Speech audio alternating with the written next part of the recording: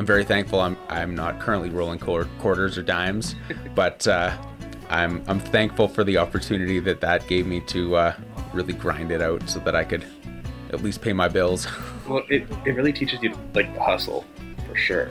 Oh, absolutely. Also teaches you that when you don't have enough money, you can go find it. Oh yeah, there's when you know that there's bills at the end of the month that if you can't pay your parents the $500 for rent, they'll probably let it slide, but your new landlord in the city won't let that slide. So correct. It's and they also don't take exposure for rent, so you can't play too many of those gigs. This week on The Porch with Front Porch Music, we pulled out of our back pocket a lot of technical issues. I was going to say Devin Cooper, but we did that too. Yeah, so if you're listening to this one, which if you're hearing us say this, you are listening. Apologies for the quality of audio from Jenna and I. We were having some issues getting our microphone connected, and by issues, Logan messed up. Yeah. Regardless, we had a really great conversation with Devin. He's currently going through as one of the top 8 finalists for Top of the Country with SiriusXM. He has just wrapped up his participation with Project Wild, which is a program through Alberta, and his EP came out. Yeah, and it was just a really great conversation. Yeah, also. And he has a really cool story. Yeah, Yeah, do we tease it now? Yeah. Yeah. Bryan Adams. Yeah. And Jenna also has a great story about Bryan Adams. Spoiler alert, Devin's is better. We so appreciate you tuning in with us bi-weekly for On The Porch with Front Porch Music. If you like what we're doing, subscribe. Please rate, review, subscribe. Yeah. Honestly, it's really the easiest way to support the show. Seriously. That's also how you support independent artists. So True that. Once you've got through this episode with Devin Cooper, he links his socials at the end of it, so make sure you go check him out. Enjoy the show.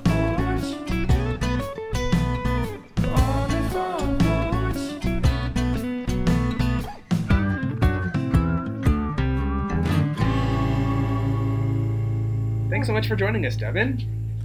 Thank you for having me. I'm glad to be able to finally make it on here to chat with you. Yeah. Finally make it on. We were supposed to chat with you a month ago, I think, or maybe 2 months, but then the pesky COVID hit you. It did hit me, and I ended up being a no-show. I think we were supposed to do it at 9 a.m. or something, and I remember waking up at 9:30 just completely exhausted, and I was like, oh my god, I totally missed this.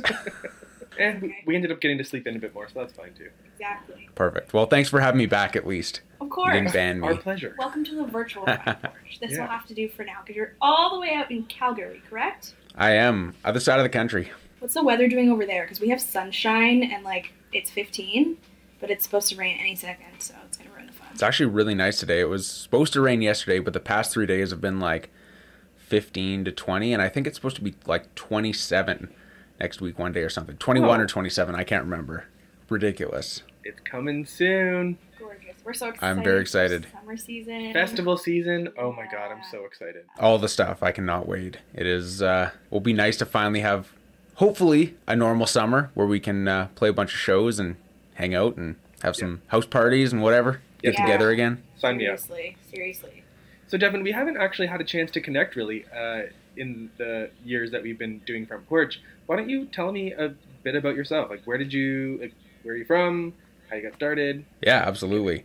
I'm originally from the small town of Innisfail, Alberta, and I guess it's not that small in the grand scheme of small towns. There's about 7,000 people there, so there's towns that are a lot smaller than that. But grew up in Innisfail. My dad owned a custom motorcycle and hot rod shop, so I grew up kind of hanging around him, working on cars and bikes. And my mom was a nurse, so I didn't spend as much time at the hospital with her as I did with my dad working in the shop. But when I was about 5 years old, I started begging my parents for a guitar, and they were like, well, you're 5, and in 2 weeks you're going to want to do something different. So I just kept begging and begging and begging, and then eventually they said, if you want a guitar that bad, save up all your money from report cards and birthdays and Christmas and whatever, and then you can buy your own guitar. So for 2 years, I saved up all my money till I had enough money to buy a guitar. And then I walked out Christmas morning when I was 7 years old, and there was a shiny new black electric guitar sitting there. But it came with the condition that I had to pay for my first 6 months lessons with all the money I'd saved up. At 7? At 7. Did that make you appreciate it that much more? I think so. How much savings did you have at 7 years old? Well, I think I had like $200, so I could buy like a Sears guitar kind of thing. That's like more than I have So- now. Yeah, I think that's more than most of us have now. So yeah, I'd like from report cards and birthdays and Christmas and everything, just like saved every penny that I could get over those 2 years, and then had to pay for 6 months worth of guitar lessons with it. So it paid off though, because here we are. So I guess that wasn't necessarily a super great description. I just told you about how I started playing guitar. But so I'm a country artist based out of Calgary. A lot of my influences are from kind of the rock world. I grew up mostly listening to rock. My mom was a big 80s hair metal, hard rock fan, and my dad was a big blues and southern rock fan, which I guess the southern rock kind of has like a tie between country. But I think growing up in a small town, you're surrounded by country activities. You're going to rodeos, you're going to barn parties, you're going to river parties. Like all the stuff you're doing is the country lifestyle in a small town, and everywhere you go, country music's playing. So I think in terms of writing songs, I was writing country music before I knew I was like playing country music, just because I was influenced by everything that was around me growing up. Well, it's also pretty prevalent out there in Alberta too. Yeah, absolutely. Especially small town Alberta. Yeah, no kidding. Everything you do is kind of just like the country music lifestyle. So when did you get into listening to country music? I started listening to country music pretty late, actually. I was about 17, and I had moved to Calgary, started going to college, and the car that I was driving was a 76 Oldsmobile, and it only had an AM radio. And so the only station I could get was I don't even remember what it was. It was the AM country station in Calgary. So that's all I could listen to on my drive to school every day. So I put it on, and it's like, well, this is better than nothing. And I listened to it and started listening. And there were some songs that I really didn't like. And then there were some songs that were like, oh, this is really cool. Like I didn't know that this was in the country genre, because I think in the past 10 years, like country's got so diverse. Oh yeah. In terms of like the different like production styles and genres that have kind of come into country. And I think that when I started listening to everything that I heard on the radio, there were so many different things that I had never really expected to hear, like a little more rock element that, I mean, in like classic country, you don't really hear that kind of stuff.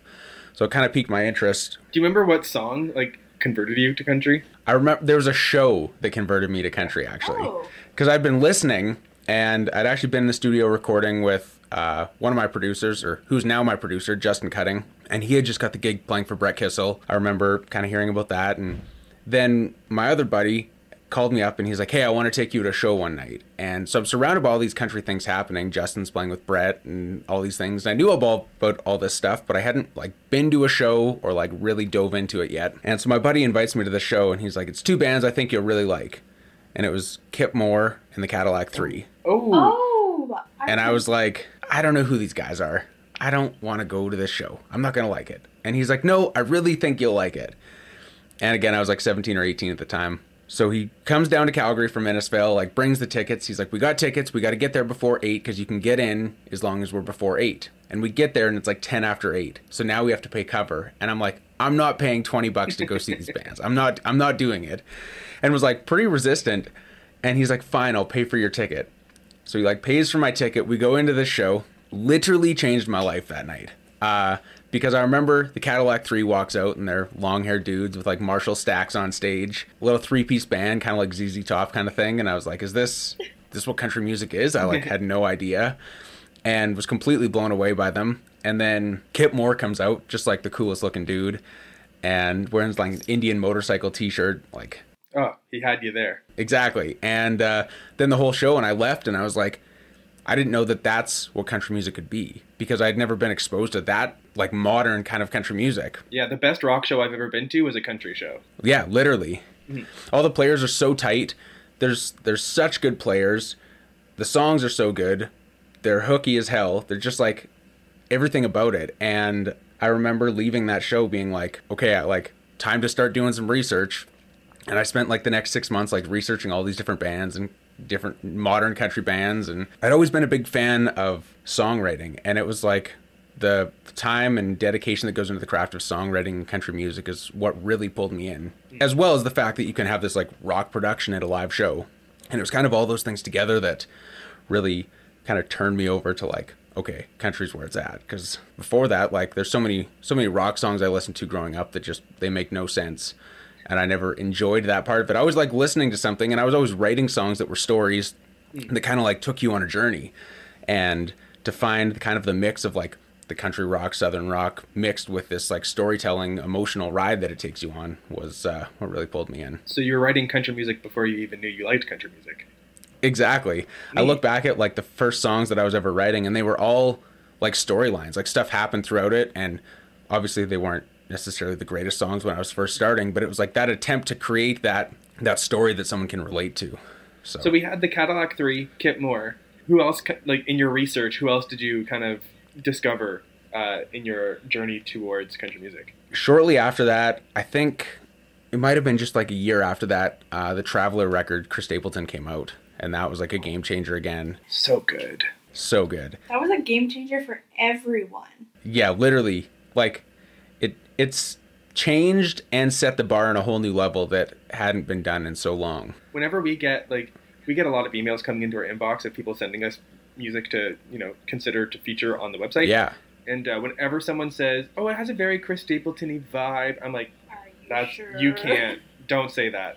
Because now I'm not going to listen to it. That's and a big statement. Hypercritical. I know, totally. I actually had one of my songs compared to a Chris Stapleton song, and I was like, I don't even feel worthy of that comparison. Like, I don't think anybody should have a song compared to Chris Stapleton. Like, just don't try and compare to him. Just leave the man alone. Just let him be.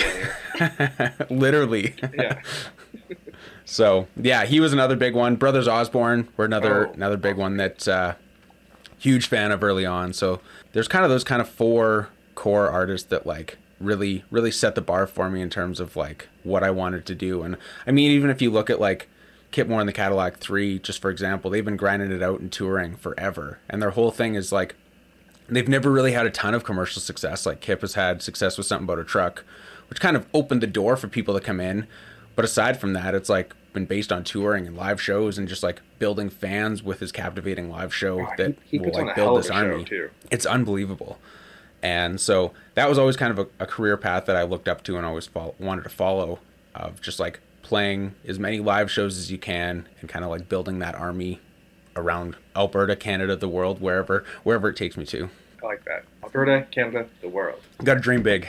I guess, yeah. So what did your parents say when did you decide I'm going to be a musician and this is going to be my career? And were your parents like, no? My parents were always super supportive. They said you're paying for your own lessons. Oh, you're right. Yeah. They, like I was saying, I went to college. So I moved to Calgary when I was 17, went to college, got my power engineering diploma from SAIT. So I'm a third class power engineer. Whoa. And we could have used you for our technical difficulties. And so put myself through college, did that, and graduated with honors and all that stuff. And it was because I wanted to go to college. It wasn't necessarily that my parents forced me to. It was like something that I just like wanted to do. So I finished that. I was 19 when I graduated. I remember going back home to my parents' house after moving back from college, and I was like, I had worked for about 6 months over the summer break at a gas plant and had kind of done the job and enjoyed it. Made the most money I've ever made in my life in 6 months. And then came back, walked into my dad's shop after I got home from unpacking from being done at school, and I said, "Hey Dad, I got something I want to tell you." And he was like, "Oh, what's that?" And I was like, "I don't think I want to get a job in power engineering." And he was like, "Oh, like, what are you going to do then?" And I was like, "I'm going to pursue music full time." And he was like, "Well, how are you going to do that?" And I was like, "Well, I'll get enough shows to hopefully be able to pay the rent and all that kind of stuff." And I'd moved back home, so my rent was pretty cheap. It was only like $500 a month that they were charging me. And he's like, "Well, you still got to pay the bills somehow. You can't just like, there's no free ride." So I ended up going back to work at Napa Auto Parts, where I'd worked in high school, and worked there for about a year. Well, every night I was out playing either at open mics or getting shows in Calgary or playing like hotel gigs or anything I could, basically for an entire year, till I built up enough of a name in the city that I figured I'd be able to quit my job and go full time playing music. And then I guess in September of 2018, I quit my job, is what it was. Maybe 2017, I can't remember. 2018, I think, and moved to the city. And then I've been full time since then, just like grinding it out, playing as many shows as I can. When you're quitting a job to do music, is that just the most rewarding feeling ever? It's the most rewarding, and it's also the scariest feeling. Because I moved to the city, and I was actually supposed to have like a harvest job, working harvest for a farm. outside of Innisfail that was going to be September to October. What does that mean? What's a harvest job? Like On the farm. pulling all the crops off the fields. Oh, literally and, like, harvesting. Okay. Yeah. I was like, is that fancy for something or? No. And so I was supposed to have a job doing that, which was like going to pay a whole bunch of money to set me up for the winter. So no matter what, I'd be like, okay. And like the day I quit my job, they're like, oh, we don't need you anymore. And I was like, Yikes. cool. So I like moved to the city, and it was like full on like scavenge. Like, how many gigs can I get? I remember I did a busking gig at the Calgary airport, and I would do that like 5 days a week in the morning at like 7 a.m. Come home, like roll nickels and quarters on my floor, put them into sleeves, take them into the bank, like literally anything I could to be able to pay the rent. What was one of the like coolest small venues that you got to play while you were hustling? One of the coolest small venues, it's not like super small, it's actually a pretty large venue, but it's the coolest venue. It's a place called Blues at the Bow, and it's an old theater from like the late 1800s, early 1900s that's in Bow Island, this tiny little town in Alberta in literally the middle of nowhere. It's like 4 hours south of Calgary, and I played an acoustic opening show there. And basically it's like this theater where they do blues shows like once a quarter kind of thing, and it's like 300 people. It's basically sold out every time. And so I got hired to be the opener one night. Went out there, played the show, and the energy in the room, like it's this old round like barn type theater, like Quonset kind of thing, with like a drop down floor at the front for the dance floor, and then the stage is like 6 feet up above that, and then the rest is all like seating and that kind of stuff. And the energy in that room was just like unbelievable. Like you could feel the floor bouncing and moving as like the band was playing, and it was just like one of the coolest venues I've ever been in, because like you could just like feel the energy of like 100 and some years of cool stuff happening in there. Some of my favorite venues to go watch shows at are ones where they feel a little unsafe. Like, yeah, they're always my favorite. There's one up here north of, like in Muskoka, called the Kitabala, and like, okay, first of all, the stage is like 12 feet above the crowd. It's ridiculous. Awesome. When it gets bumping and people are jumping, the place is shaking, and you're like, this is coming down, and it's hanging above the water. I'm gonna die, but it's like the best concert ever every single time. Yeah. It's like, is this building gonna collapse? I don't care, because I'm having too much fun. Yeah. I always get home from a like place like that too, and I'm like, I can't sleep. I have too much energy. Everything in me is still shaking. It's so dope. Yeah. It's also how I've ruined my ears. Yeah, no kidding. Those venues remind me, I think the reason I like it so much is when I was younger, I had like a VHS that was like an AC/DC Who Made Who like music video VHS that was like my mom's from the 80s. And me and my buddies used to watch it all the time. And our favorite music video was an AC/DC song called Shake Your Foundation. And they're playing, and as they're playing in this like rickety old bar, the bar like falls down and collapses. And then like the stage that they're on, it ends up being like in New York City, like overlooking the waters, like the Twin Towers in the back. But it's like this old crappy bar like falls apart around them, and they're just like left playing in this like overlooking the water. So in my head, that's what's happening when I'm playing in those little bars. It's oh my God. Okay, so you don't do power engineering, which you went to school for. That's fine. You figure it out on your own. You're gigging in the city. What's like the turning moment where you're like, this shit's actually working? It's coming along. Like, was there like a moment? I think that like there's so many little successes, especially like in the starting years of a career, that like all these little things end up being like monumental growth at the end of it. And sometimes you don't really notice all the little things while they're happening, because you're so in it with what's happening that it's hard to like acknowledge those little milestones, because you just like are chasing the next thing. But I remember I was driving home from a gig one night, and I'd been in the city for like maybe less than 6 months. And I just had this like, I don't know, it's weird. It's like this overwhelming feeling just like hit me. That's like, I finally feel like this is like the right thing. Like I'm like on the track. And it was like nothing special. It was just a good gig. I think it was at the Ironwood in Calgary, which is like super cool venue. It was sold out, and I was brought out to be a guest for the night. And I remember just driving home, and it just like I'm on the right track. Even though I'm just like still like grinding it out, it's like, this is right. It just feels right. And I just remember that feeling driving home that one night, and it was like, all right, here we go. When we talk about like people setting goals and all this, like career stuff, there's like, you always set like your big goal, or like, this is my dream. And people forget like the things that happen in the middle, like the small victories. And that's why you're just like constantly like chasing, and you feel like you're not getting anywhere. But like you're very much a human who's like, the small good things matter a lot too, and that's probably why you're smiling, sitting here being like, I work really hard, but I love this. This is right, you know? Yeah, absolutely. It's like, I don't know. I've tried to learn to enjoy the process, because it's like all of this stuff that's happening right now isn't going to happen again. It's going to be different.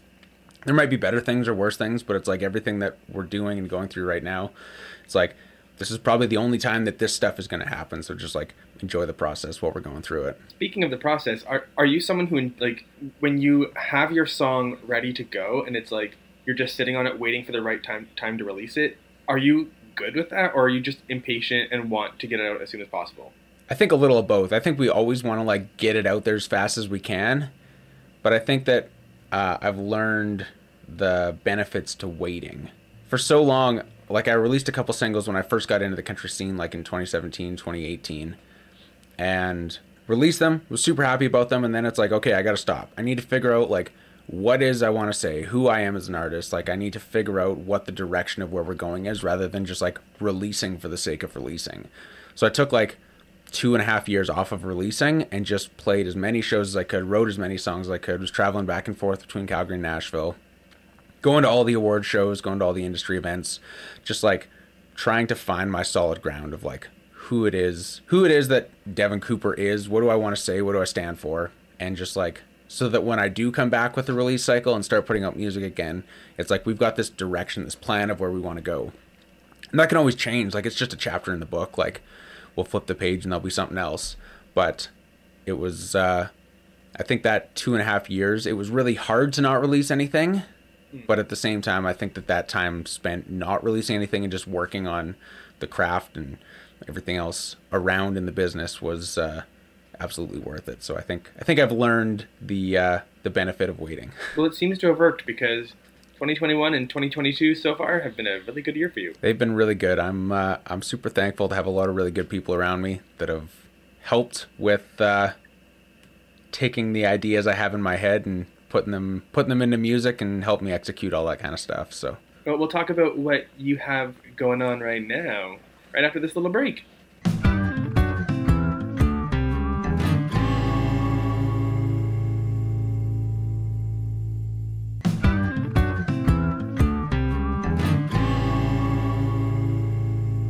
All right, so you got to participate in Project Wild this past year. Tell us, like, the process, what you learned. Was it wild? Was it wild? it was totally wild. Yeah? It was bad. After being in Project Wild for, like, because I was in it in 2019, and then again they took a break in 2020 because of COVID, and then 2021 again. Oh. And every time I went through it, I just found myself saying wild to everything. I was like, oh, that's wild. That's wild. Everything was wild. Didn't matter what it was. It was just, everything is wild. And now that it's over, I've been trying not to say wild as much. Oh, man. It's a good word. So other than picking up wild in your vocabulary and now trying to get rid of it, what else did you take from the experience?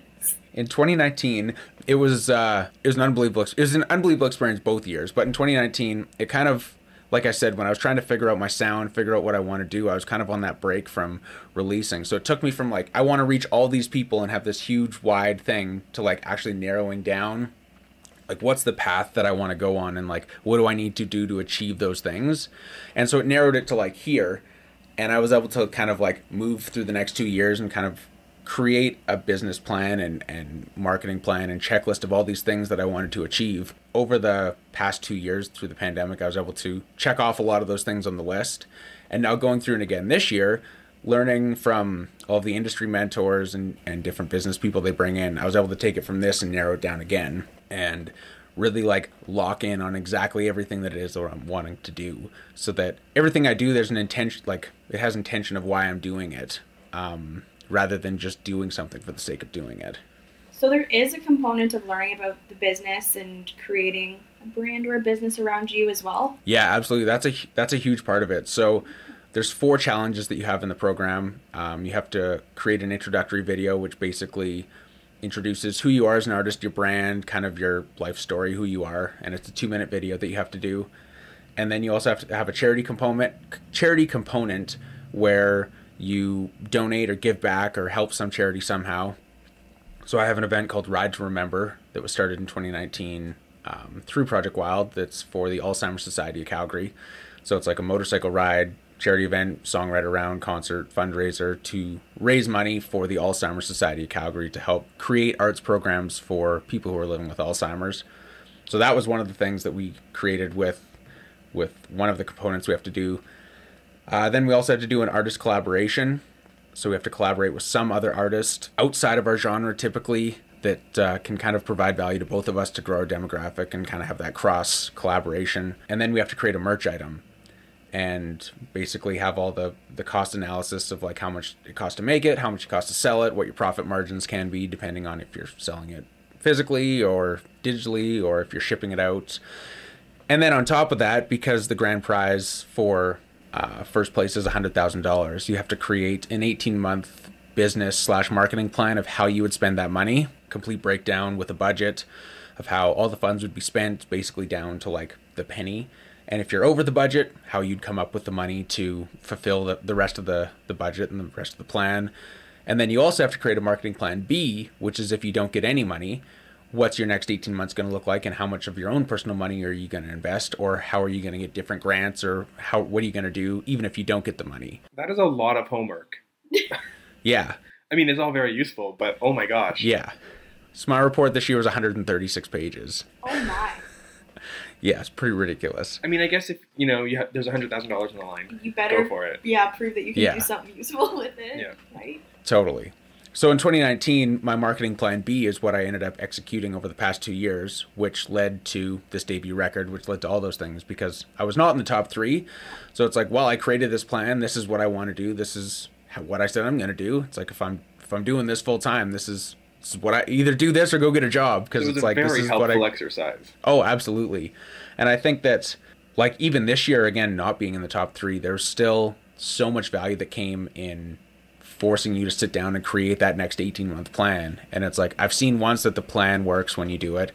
I've just done the plan again, so now we'll see what the next 18 months looks like. I would encourage any artist or anybody to sit down and make that 18-month detailed plan of like down to the nitty-gritty of like every person you're going to work with, everything you're going to do, every cost, every whatever. That really helps set you up to complete that trajectory that you want to do.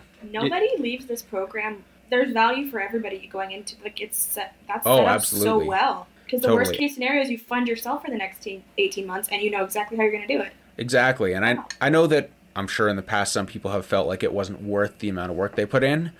But then I feel like in that case they didn't get out of the program what they were supposed to get out of it. Because it's like either way, the amount of development and growth that you can see as an artist over that 6-month period by having to complete all of those challenges, be able to meet and interact with all of those industry people and then actually create this plan, it's like, it's literally a game changer. Seriously. So us in Ontario, first of all, we're not interacting with Project Wild except for what you're supposed to put on social media, like your videos. Like we saw some of them pop up, I guess. Yeah. We see like the final product only, not the, like how long is the program? Like 11 months? It's like 6 months. Oh, 6? Okay. Whoa, that's whip it together fast, eh? Yeah, so it's a lot of stuff in a very short amount of time. And I think that if nothing else, it forces you to do things on a deadline, so that it's like no matter what, you have to do it now. Like we could have all these plans that like we're going to do this and this and this, but if you don't have tight deadlines that especially aren't your own deadlines, I think that's the toughest thing, especially as artists. We set our own deadlines, and sometimes it's easy to push them back when they're our own deadlines, but when someone else gives us a deadline, it's like, all right, crunch time's on.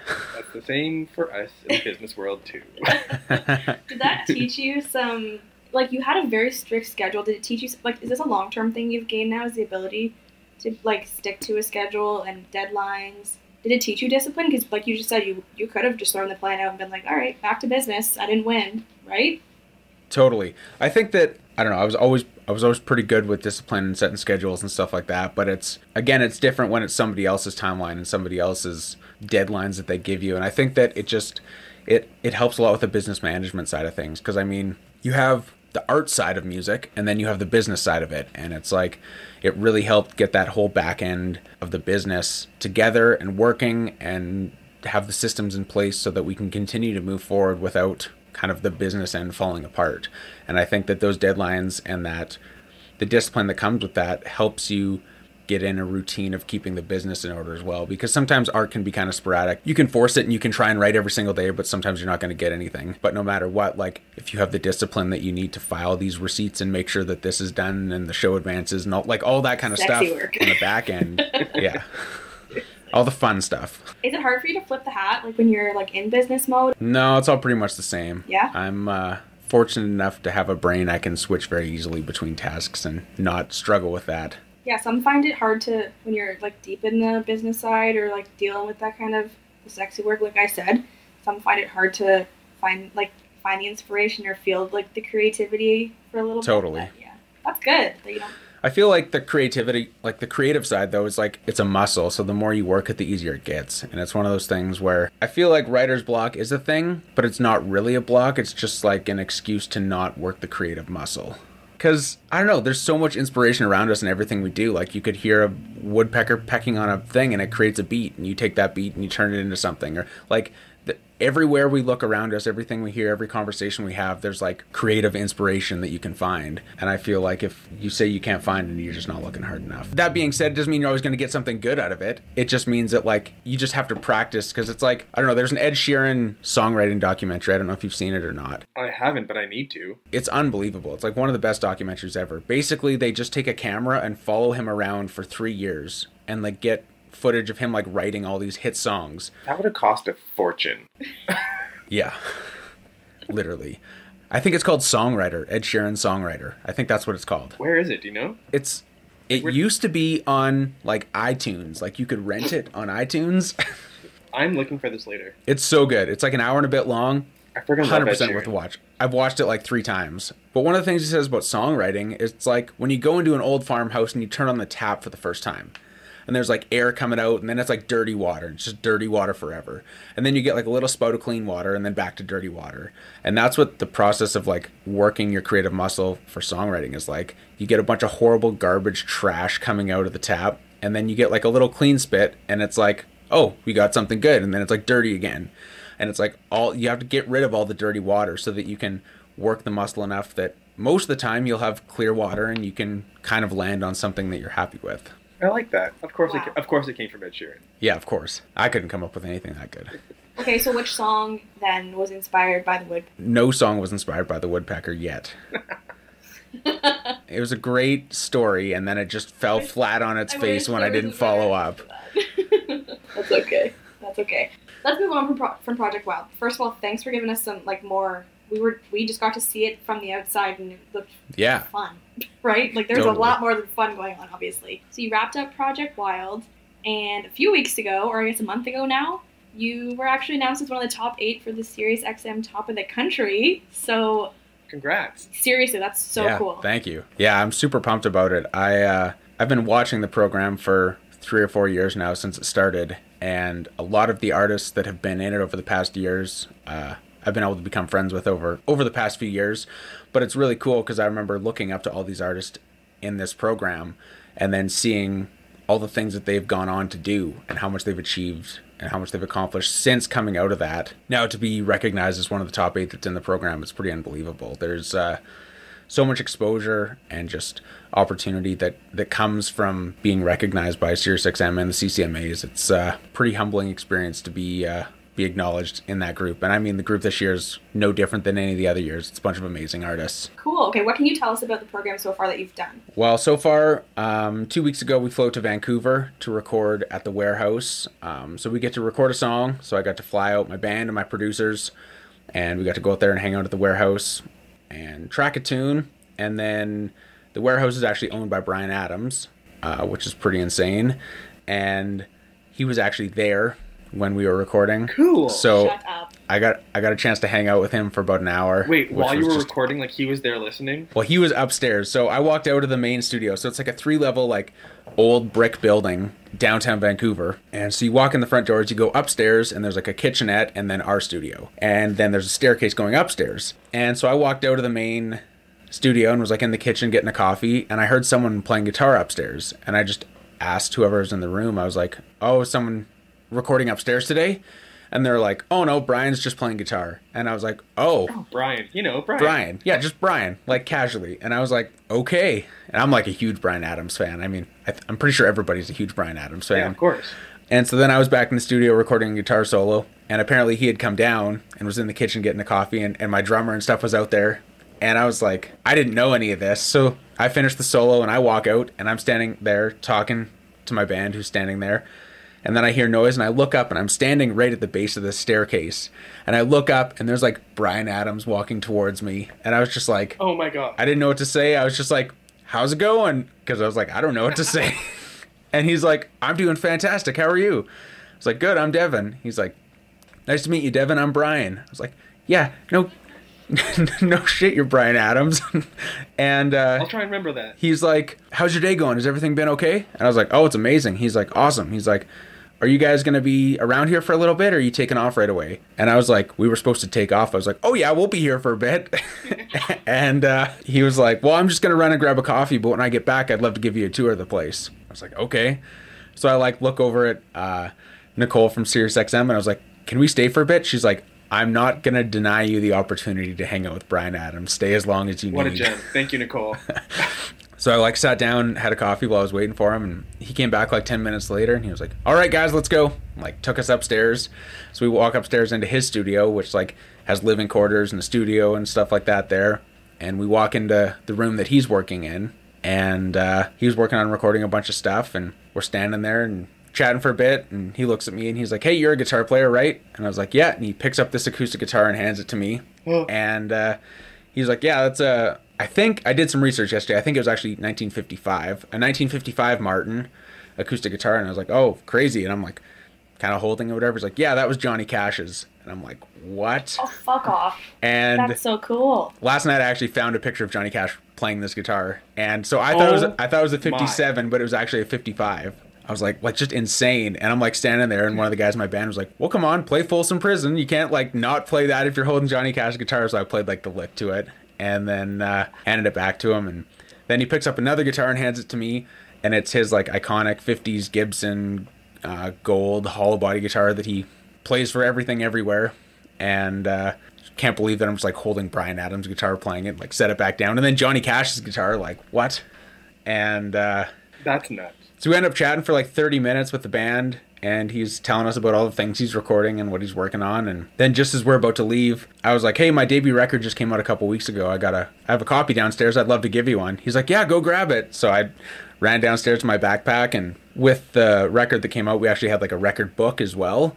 That was like, back in the day, they had tour programs, but we didn't have a tour with this. So I did a record book that was like a breakdown of all the songwriters, all the players, handwritten lyrics behind the song. So it's like a 46-page like coffee table book kind of thing. And at the front, there's a place you can sign it. So it's like, this book is for, and you can write their name in it and all that kind of stuff. So I signed it to Bryan Adams and like wrote him a note. And then ran back upstairs, gave him the CD and the book. And we sat there, just me and him, for another 20 minutes chatting. And he like opened up the CD and looked at it all and read all the credits and read through the book and just like sat there and asked me a bunch of questions and just like shooting the shit for 20 minutes with Bryan Adams about my record. It was insane. If everyone could see both Jenna and my face right now, just like our jaws hitting the ground. This beats the woodpecker inspiration, falling flat. I don't care. It doesn't matter anymore. It was, it was pretty unbelievable. And the crazy thing was, I hope you got a picture with him. I did. Yeah. How do you play it cool? How'd that work? Well, Did you play it cool? Jenna, you could never. No. I did play it cool. My drummer was really excited because he's like a huge Bryan Adams fan. So he was actually the one that asked for a picture. I wasn't necessarily going to ask for one because I didn't know if I wanted to be that guy. You don't want to be that guy. Yeah. And he was like, could we get a picture? And he's like, oh yeah, for sure. And I was like, sweet. Yeah, it was unbelievable. But it was crazy because like a month before that, it was actually like the day before Top of the Country got announced and I got the phone call for it. I did an interview about the record, and one of the questions was, if you could work or collaborate with any Canadian artist alive or dead, who would it be? And I said Bryan Adams. And then the next day get the phone call that we're going to the warehouse. And so I told him that, and he was like, well, you better be careful what you wish for, because here you are. Oh my God. So you should have been like, I'll hold you to that. Unbelievable. Yeah, it was pretty unbelievable. That's like a story that you'll like remember forever. Oh yeah. I thought my Bryan Adams story was cool. What's your Bryan Adams story? Well, now it's not going to compare. Not a bit. We'll edit it so that your story comes first. Thank you. Please set this up better. So there's this rock festival that came through Kitchener a couple times, and there's a huge trash dump that's been covered. It's just a big hill in a park now, but they used to have, it's called Big Music Fest. My best friend and I get we get tickets called Big Music Festival. It rolls through town for a couple years and then they move on to a different town. They did so well they came back a second time and it flopped entirely. But I got to go the first time, so I got to see Slash, I got to see Aerosmith, I got to see Kim Mitchell, and I got to see Bryan Adams. And I'm just like standing there in this crowd, it's pitch black outside in the middle of Kitchener on a garbage dump. I'm like, no one is in, like, this crowd here is living a fucking dream, because like my parents were jealous. I'm like, my kids are never going to see Bryan Adams perform. This is so cool. Yeah. Not as cool as your story. That's the end of it. Okay. That's not even a little bit cool. No, it is cool. Literally, I went to a concert. No, but it was like, it's cool to see all those artists in one place, though. Literally, I never thought I would. Okay, what's the best concert you've been to, Logan? Ooh, that's not fair. I've been to so many. I used to work in festivals. Okay, so the best, I mentioned it earlier, the best like rock show I've ever been to was a country show, and it was Eric Church. Okay. On his Chief tour. Yeah. I think it was the Chief tour. It was so good. I've seen Bruce Springsteen. That was amazing. Yeah. Drawing a blank now. Oh, Reba. Oh, come on. I've seen Reba. Yeah. That was my favorite show, actually. Nice. I take everything else back. That was the best. You love Reba. I do love That's Reba. Awesome. Well, it doesn't feel like we can really top that story again. No, so this conversation's over now. Yeah, conveniently, we're at the end of the show here. Okay, why don't you tell us about your debut record really quick, and then where people can stream it, obviously, which is probably the usuals. Yeah. But yeah, your EP, Back Pocket, just came out. Did. So my debut record, Good Things, came out just a few weeks ago, and it's kind of a combination of songs that are my life story to this point. There's about Good Things, which is about enjoying the process and how good things take time, and you just kind of gotta learn to enjoy it along the way, and it's gonna take longer than you think sometimes, but that's all right. Country Cliche is about laying back, having fun, partying. Want Me is about a one-sided relationship and a few bad broken hearts, and then Back Pocket, the current single, is about a great relationship that kind of makes it all worth it. And all of them kind of tie together with Good Things Take Time. You got to go through some ups and downs to get there. And we did side A and side B of the record. So side A is all of the fully produced tracks for radio. Side B is all live acoustic, which we filmed in an old barn from the 1800s. And we actually filmed all the songs as we were playing them as well. So two of the videos have come out so far. Two of them are still to be released. And it was kind of cool to have the side A and side B. Side B, again, like stripped back, live acoustic, kind of how the songs were written, a little more country sounding, obviously with like dobro and banjo and just like really laid back. And I've always been a big fan of artists doing acoustic versions of their radio tracks kind of thing, and kind of hearing that stripped back raw version. So we thought it'd be cool to kind of do both versions and put them as a package together, and then it kind of creates a visual aspect to the record as well, with all the videos of us playing the tunes. What a whole experience. I love when artists put out an actual well-thought album. Like you said, weaving things together and actually putting out a full album. I kind of miss that whole experience of just listening to an album front to back. Totally. And it's like, it does kind of take you on a journey of like having a better understanding of the artist. And I think if you listen to the record top down, how records are supposed to listen to, you'll get that feeling and that common thread that rolls between it. Well, Devin, thank you so much for joining us. This was a really great conversation. I really enjoyed it. Yeah, thank you so much for having me. I really appreciate it. It was a lot of fun. Why don't you tell everyone where you can find you on social media? Absolutely. You can find me on social media at Devin Cooper Music. My website is devincoopermusic.com. We got a store on there with a bunch of merch. You can buy CDs, record books, or you can stream it on Spotify or Apple Music, any of those things, wherever you get your music these days. And follow me at Devin Cooper Music and send me a message. We can be friends, and then hopefully I'll come play a show wherever you're listening from. Totally. Where do you have shows lined up this summer? We have a bunch this summer. A couple have not been announced yet, which is exciting that we can't share. It's exciting and it kind of sucks because I would just want to share them all. But there's the Calgary Stampede happening, so there's lots of stuff going on with that'll be announced. We're headed out to, actually in a couple weeks, we're going to Red Deer for a second album release show, kind of in a new market. We're doing a few kind of sporadic album release shows around. And then we're heading out to Sycamoose, BC for the Monashee Festival. at the end of July, which will be a lot of fun. A bunch of pals on that lineup, so that's going to be a really good day. And then, there's a bunch more announcements to come. So on my website is a list of all the shows and what's to come. Thanks so much, and say hi to your friend Brian for us. Yeah, I will. Thanks so much for joining us on The Porch with Front Porch Music. I love talking to artists and digging deep into the world of Canadian country music, and I'm so excited you joined. If you liked this episode, please rate, review, and subscribe to this podcast. That's the easiest way for you to support this show. You may even get a shout out. So we'll see you in a couple weeks next time on The Porch. On The Porch with Front Porch Music is hosted by me, Logan Miller, and Jenna Weiser. The theme song was written, produced, and performed by Owen Wrigley.